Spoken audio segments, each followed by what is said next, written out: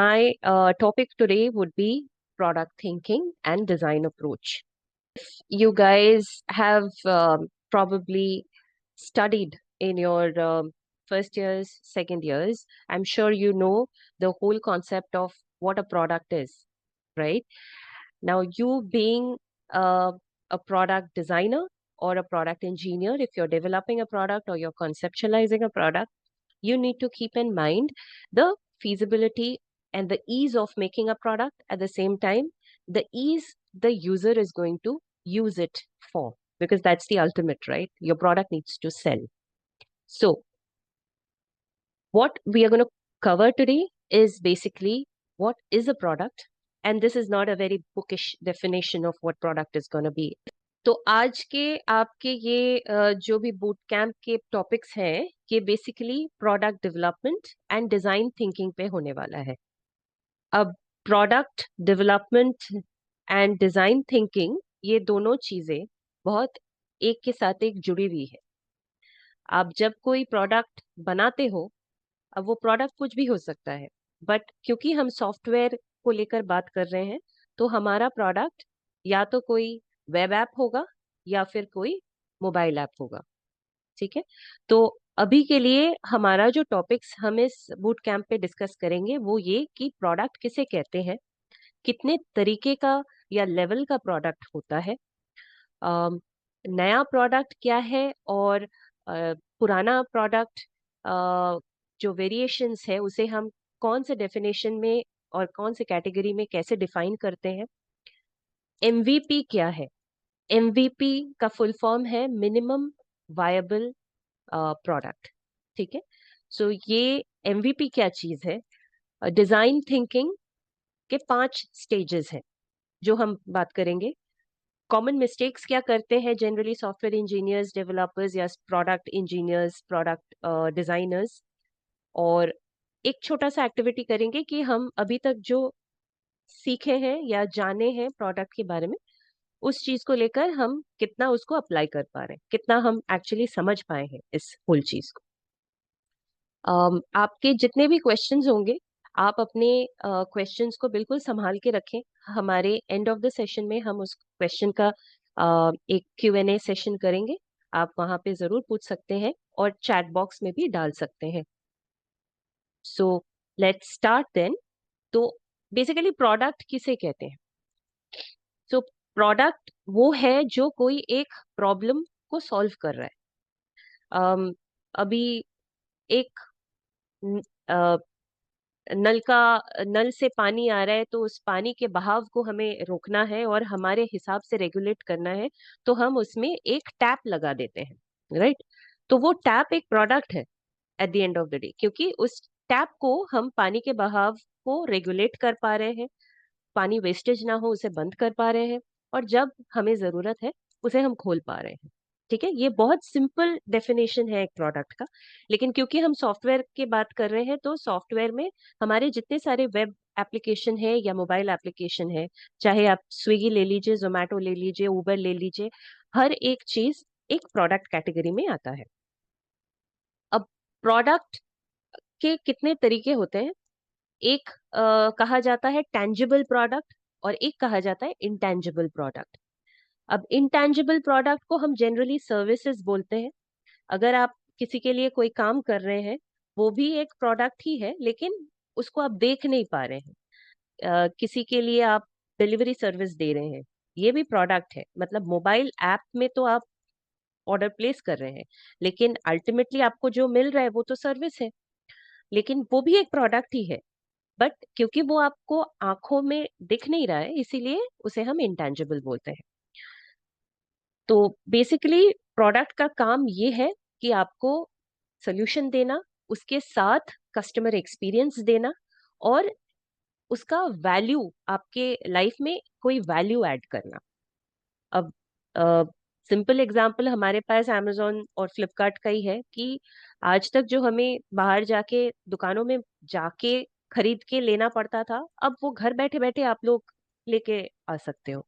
तो ये एक प्रॉब्लम था कि हमारे पास टाइम कम है, हमें ऑर्डर करना है, हमें जाना है, पहुंचना है, फिर खरीदना है, लेके आना है. अब उस चीज का कोई टेंशन नहीं है. आप घर बैठे ऑर्डर कीजिए, ब्लिंकिट या डंजो या आपके बिग बास्केट में 15 मिनट्स का डिलीवरी भी आपको मिल जाता है, आप टाइम सेव कर रहे हैं और साथ में आपको ऑप्शंस भी मिल रहे हैं बहुत सारे, राइट? तो ये हमारे लाइफ के जो टाइम क्रंच का प्रॉब्लम है वो सॉल्व कर रहा है, वो वैल्यू ऐड कर रहा है, हमें सोल्यूशन दे रहा है, और साथ में एक सीमलेस एक्सपीरियंस है कि आप इजीली बिना कॉल किए, किसी से बिना बात किए, आप बस एप्लीकेशन को यूज करके उस चीज को कर पा रहे हैं।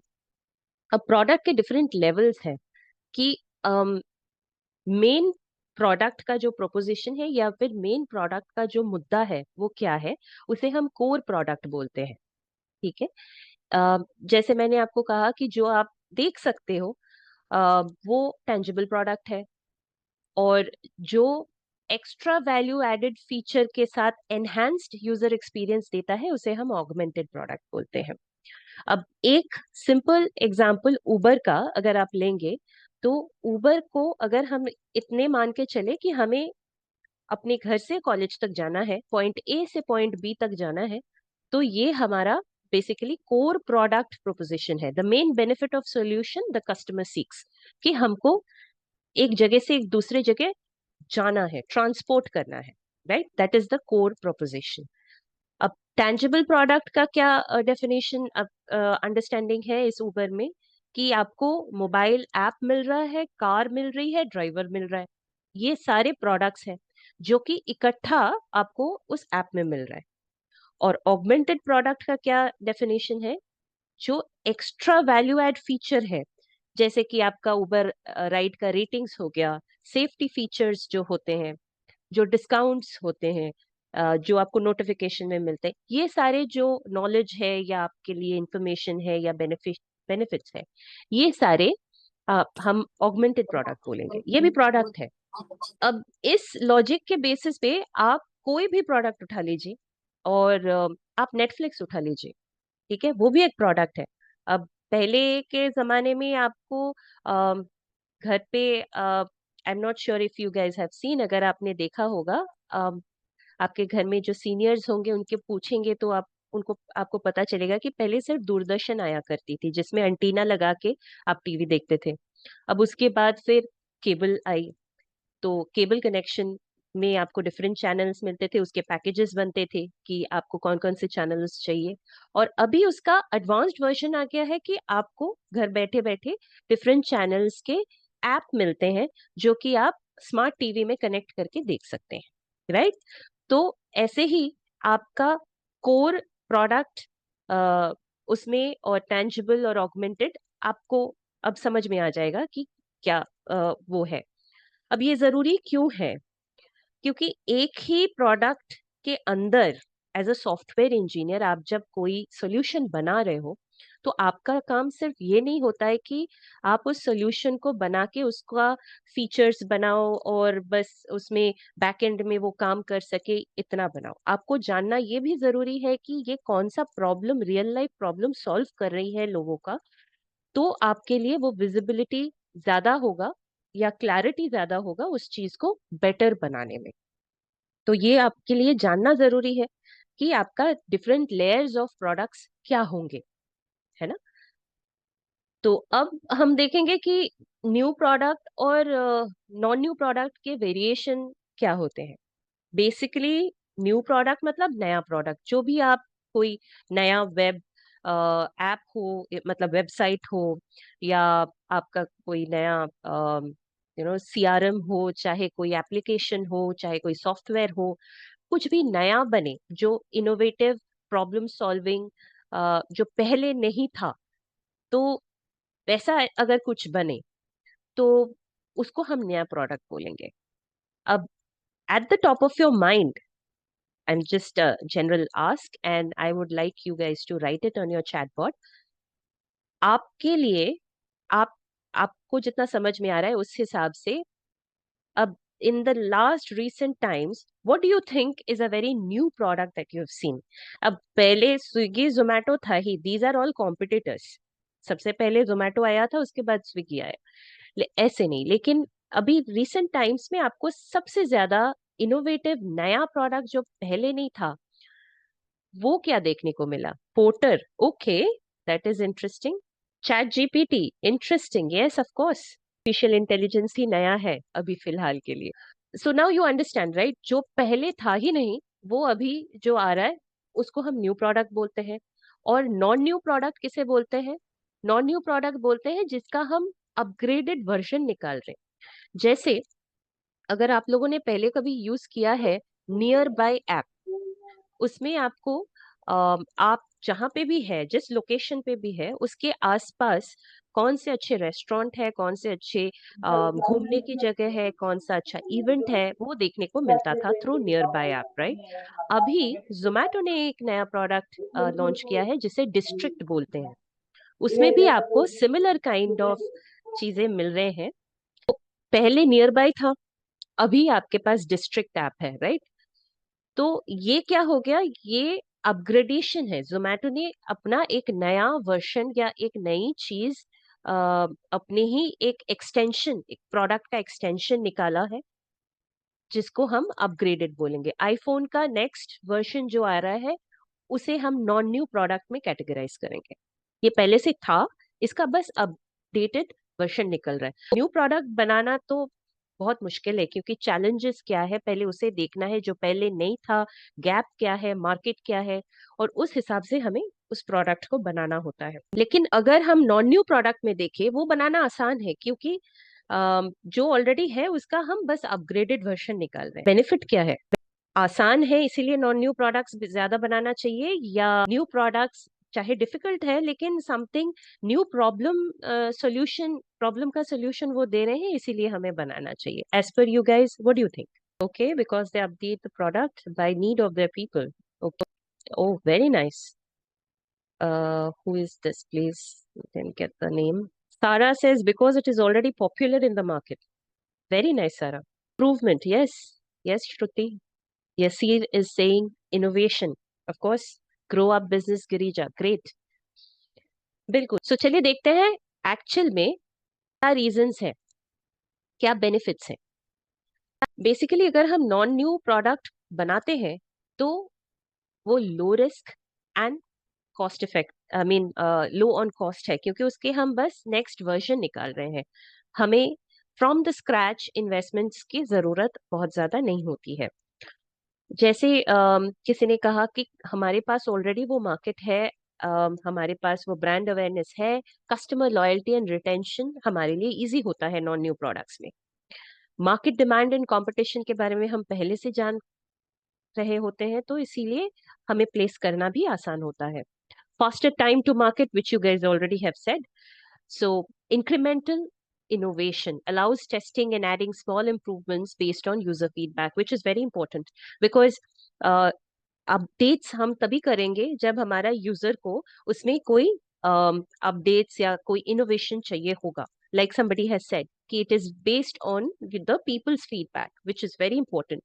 ब्रांड ट्रस्ट एंड फेमिलियरिटी, कि हमें पता है ये ब्रांड है। अब डाबर कोई नया प्रोडक्ट निकालेगा च्यवनप्राश की जगह, तो हम उसे ज्यादा आसानी से अडाप्ट करेंगे रादर देन कोई एक्स वाई जी कंपनी अगर निकालेगा, तो क्योंकि डाबर का नाम हमें पहले से पता है और हमें पता है कि वो हमें क्या प्रोडक्ट देती है। Revenue and growth strategies, of course आपको पता है कि रेवेन्यूज के और स्ट्रेटजीज आपके प्रोडक्ट के क्या है, उसको आप एक्सटेंड कर रहे हैं। And regulatory and tech upgrades, of course.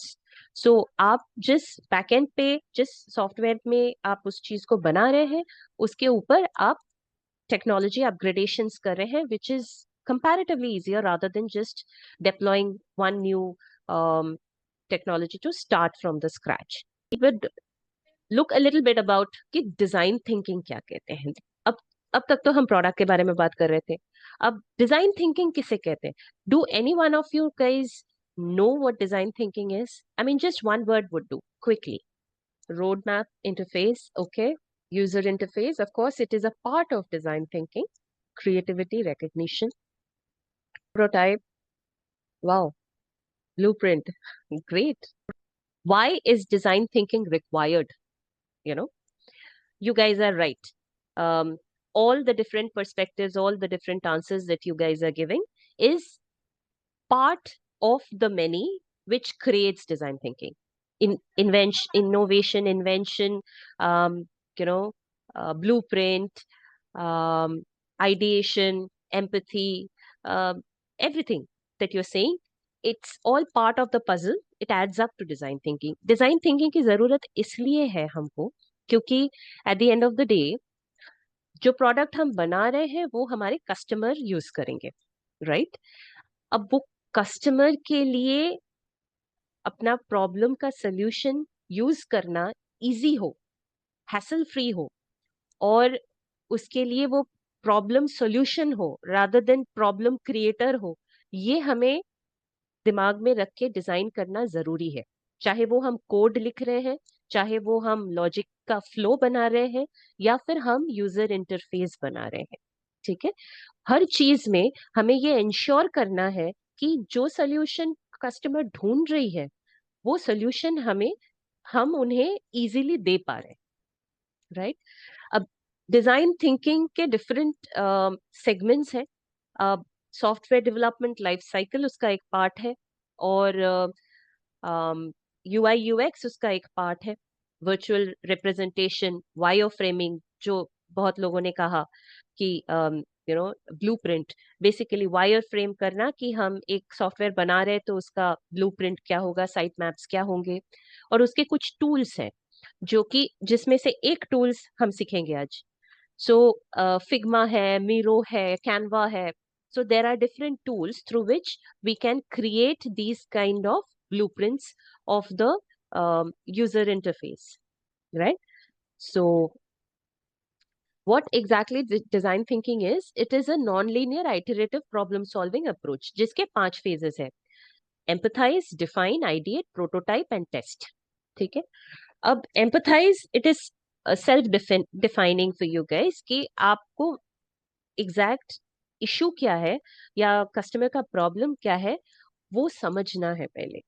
उनके शूज में जाके, उनके जगह पे जाके इस चीज को समझना है।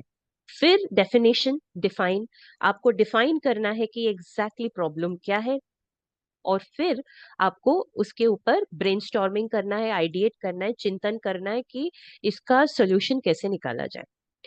अब सोल्यूशन का अगर आपने एक फ्रेमवर्क निकाला है तो उसका हम एक प्रोटोटाइप बनाएंगे। प्रोटोटाइप मतलब उसका एक मॉडल बनाएंगे, देखेंगे कि उसमें वो फंक्शनल है, मतलब फंक्शन कर रहा है और एक्चुअल में सॉल्व कर रहा है प्रॉब्लम या नहीं।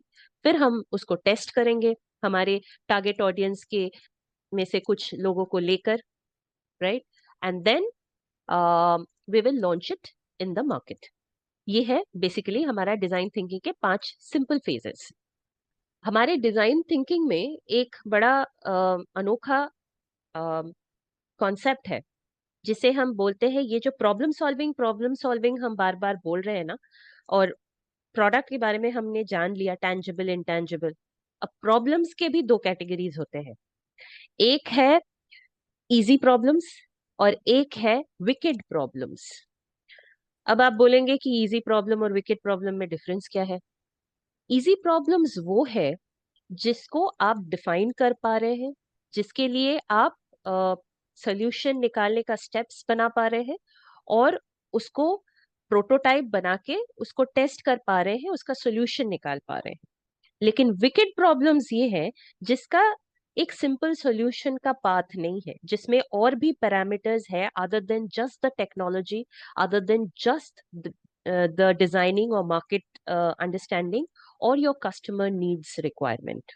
जैसे कि जैसे कि जो मेजर सोशियो इकोनॉमिक या सोशियो टेक्नोलॉजिकल प्रॉब्लम्स है, just to let you guys know, suppose climate change. अब इसके सोल्यूशन के लिए अगर आप सोचेंगे कि अगर मैं ये ऐप बना दूंगा जिससे मुझे क्लाइमेट चेंजेस के लास्ट 5 इयर्स के डेटा मिले और हम उस हिसाब से अपना प्रोजेक्शन करें कि नेक्स्ट नेक्स्ट 5 इयर्स में या नेक्स्ट 10 इयर्स में हम क्या करने वाले हैं, या कैसे चेंज होने वाला है हमारा temperature, geography wise and everything, वो वैसे काम नहीं करेगा, क्योंकि डिफरेंट जियोग्राफी पे, डिफरेंट कंट्रीज में डिफरेंट गवर्नमेंट के डिफरेंट पॉलिसीज होंगे, और उस पॉलिसीज के बेसिस पे हमें काम करना पड़ेगा। अब जैसे कि आप लोगों को पता होगा या नहीं मुझे नहीं पता, but just to let you guys know, आप इंडिया में लोगों को डायरेक्टली फोन पे कॉल कर सकते हैं, जो आप लोगों को आता होगा शायद फोन पे कॉल फॉलो अप्स के लिए, कि ma'am would you want to buy this product और would you want to take this application. But ये चीज बिल्कुल ऑफेंसिबल है in UK, in Europe region, जिसे हम लोग जीडीपीआर नॉर्म्स में काउंट करते हैं। अगर आप अपना गूगल खोलेंगे और जीडीपीआर पे रिसर्च करेंगे तो आपको पता चलेगा कि unless otherwise a customer gives permission, जब तक आपका कस्टमर आपको परमिशन नहीं देता कि आप उसका डेटा यूज करके उसे मार्केटिंग रिक्वायरमेंट्स या उसका फोन या उसकी ईमेल पे आप कोई मैसेज सेंड कर सकते हैं, तब तक आप नहीं कर पाएंगे। तो ये बेसिकली हो गया चैलेंजेस ऑफ डिफरेंट ज्योग्राफी। ये मैंने आपको टेक्नोलॉजी का एक मतलब सॉफ्टवेयर बनाने का चैलेंज बता दिया। अब साइबर सिक्योरिटी के डिफरेंट चैलेंजेस हैं, ठीक है। अब कंप्लायंसेस के डिफरेंट चैलेंजेस हैं।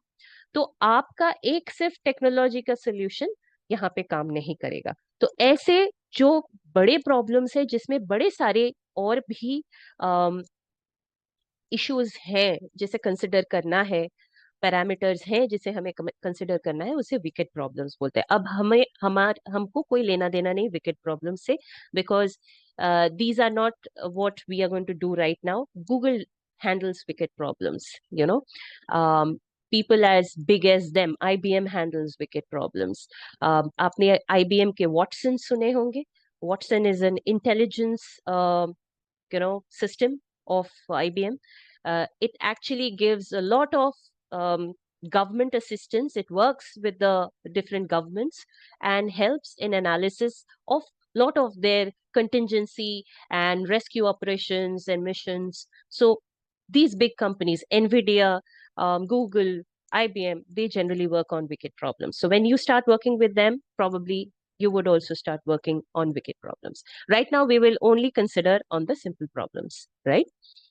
Now, going forward, evolution. Why is it required?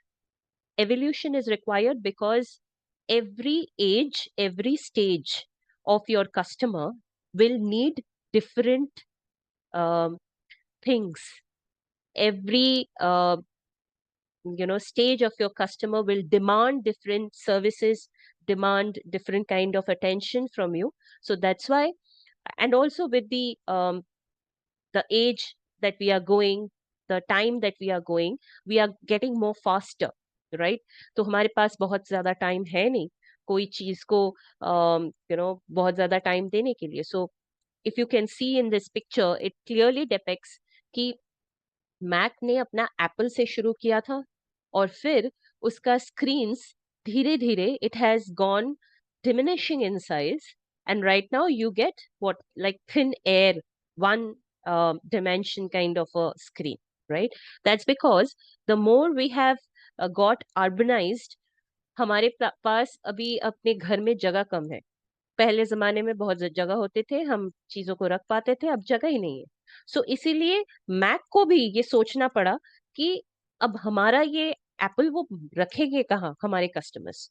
So that's why they have to also ensure that socio economic changes affects in product development, right? अब initially आपको लगेगा कि ये कौन सा कनेक्शन है, but that is where the product development evolves, and that is the requirement stage starting. Now, just to start with on the detailing, like I said, um, where exactly does your design thinking fit in? So basically, like I said, empathize, define, ये आपका requirement gathering phase हो गया, जहां पे आप requirement gather कर रहे हैं, clearly user needs and problem frame कर रहे हैं। आइडिएट एंड प्रोटोटाइप में आप बेसिकली सिस्टम डिजाइन कर रहे हैं। तो innovative and usable design concepts को आप इसमें इस्तेमाल करके you are basically designing the system, and then in the testing phase you are validating the user feedback and iteration, which is very very important, because if you are UI UX designer, you ideally have to talk to your end customer very much to understand कि उनके लिए क्या easy है, क्या feasible है।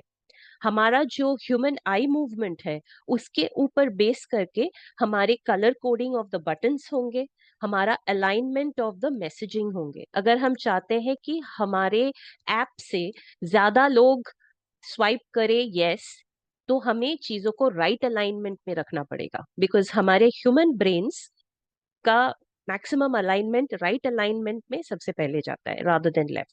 Again, for few people the left alignment goes, so we need to understand also that एक sample group के साथ बैठ के हमें बात करके वो निकालना पड़ेगा कि if it about a food then which alignment works, if it about transport which alignment works.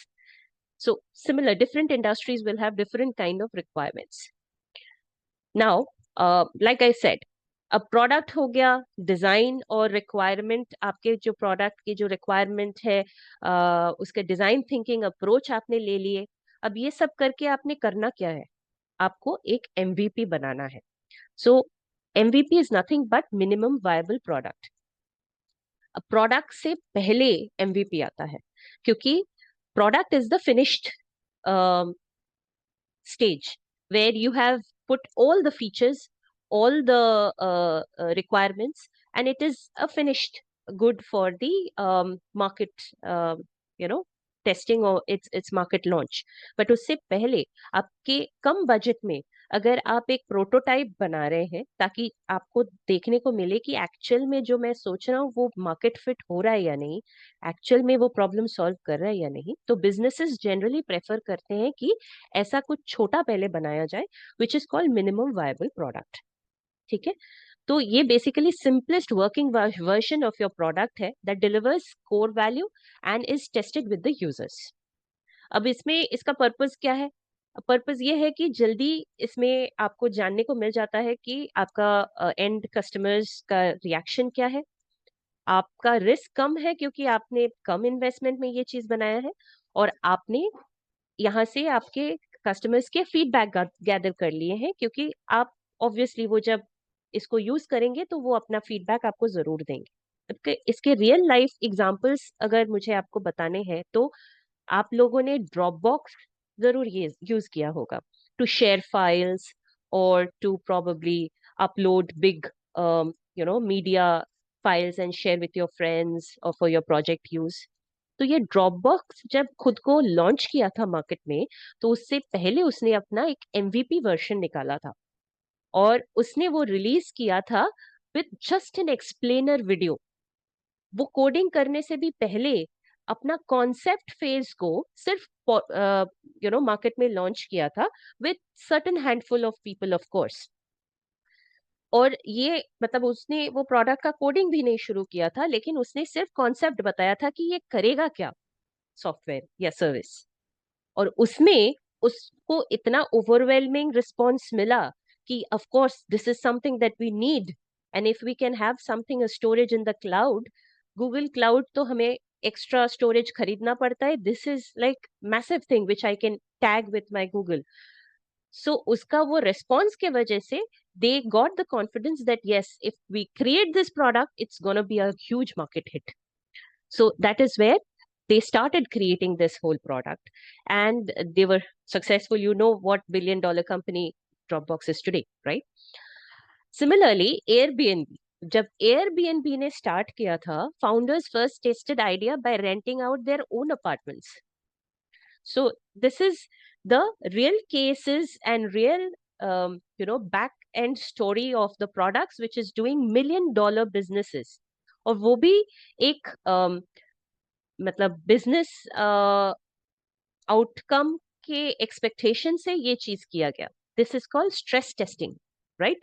So you test the market, you test the requirement, you test the user feedback, and that's where it gives you lots of insights and you create something which is going to add value to your end customer. Okay, so the main concept of MVP is start small, validate fast, and grow smarter. Simple as that.